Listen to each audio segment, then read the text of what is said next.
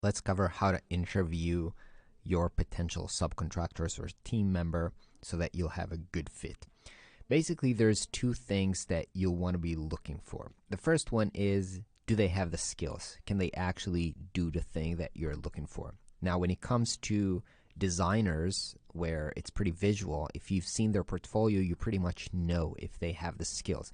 But when it comes to developers or other team members like marketing, you want to make sure that they actually have the skills that they need to have in order to achieve the result that you want them to.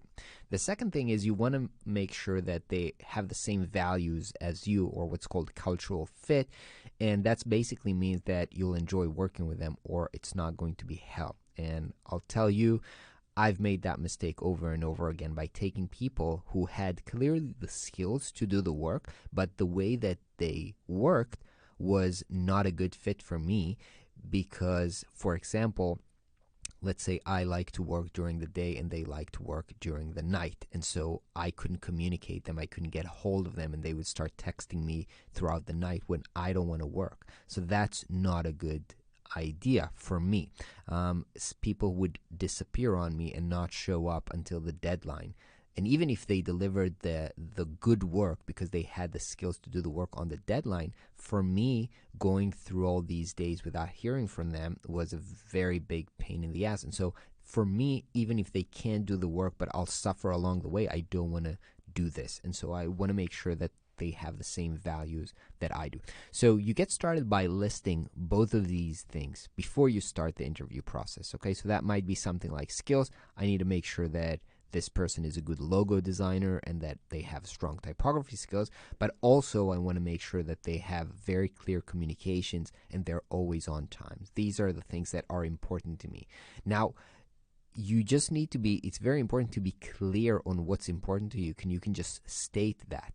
Okay, a lot of the times the miscommunication happens because it's not clearly stated what do you expect from other people. Once you say that, it really helps to align people, or they can understand, well, maybe this is not a good fit.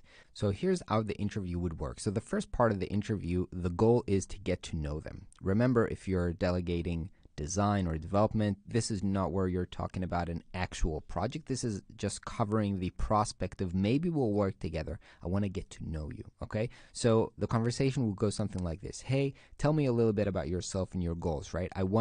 I'm thinking about collaborating with you, hiring you for a project that I have, and I want to know what's a good fit for you. So tell me a little bit about what yourself and what do you want to do, okay?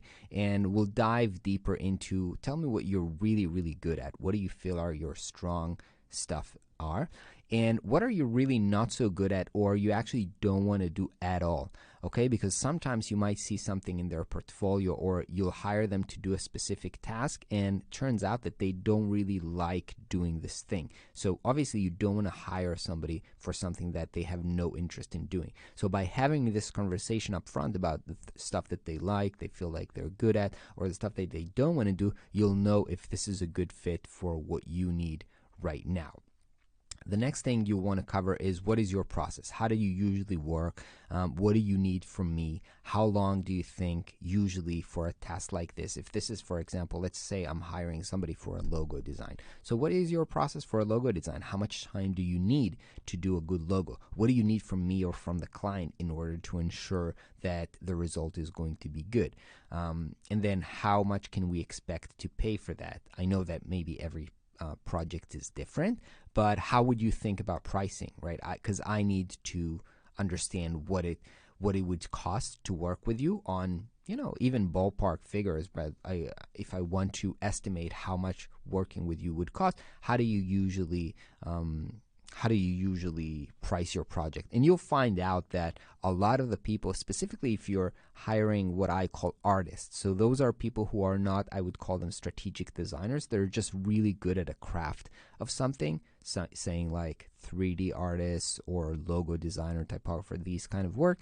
A lot of time they will just price their work hourly. So that's really, really helpful, because if they told you, usually this takes me, 15 hours and my hourly rate is $50 per hour, you can already start to estimate how much would it cost to work with them. And then after you are done hearing about them, you'll tell them a little bit about yourself. So you might say something like, hey, so I'm also a designer and I usually work with my niche and we're doing these kind of web projects, and a lot of times I need somebody like you. And so I wanted to understand if I can send you, let's say, one logo project per month, would you be happy with that? So most of the time, of course, think about yourself. If somebody is willing to send work your way on a consistent base, that's a very good prospect and a relationship to have. So this is kind of like how you hype them out about being willing to work with you, because they can see you as a lead generator for upcoming projects, interesting projects. This is basically where you kind of sell yourself and why they would be interested in working with you. Okay, now here's the key and something that's super, super important. If you're actually at the point of thinking about hiring them, it's really important to talk with or ask them if they're comfortable with letting you talk with 2 or 3 past clients. Now, this is probably more appropriate when you're at the point of actually hiring somebody. So if you are about to hire somebody on a long-term position like your finance people or maybe somebody to delegate marketing, this is super, super crucial.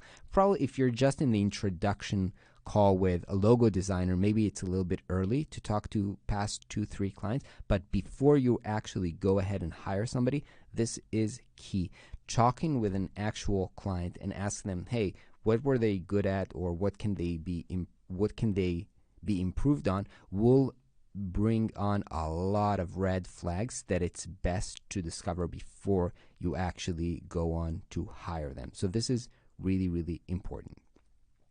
Now, once you have these conversations, document them in your CRM. So let me go back here into our doc, our processes doc, and you'll see here that we have kind of a folder that's called team, and you'll want to have here in the possible freelancers, you want to document. You'll want to start having a lot of people, and I've kind of added a bunch of skills, but you can go ahead by double clicking this and doing selected list options. You can add here multiple different skills that you can choose from this drop down, but you want to have here, you know, a big table with lots of people, with lots of options for the things that you might hire from. So their contact information, how they're pricing, and did you interview them? So this is kind of how you know if this is an interesting person, if you can hire them, if you already interview them. This is where you'll work and come to see who is the best person for this job. So you want to make sure that this is always up to date.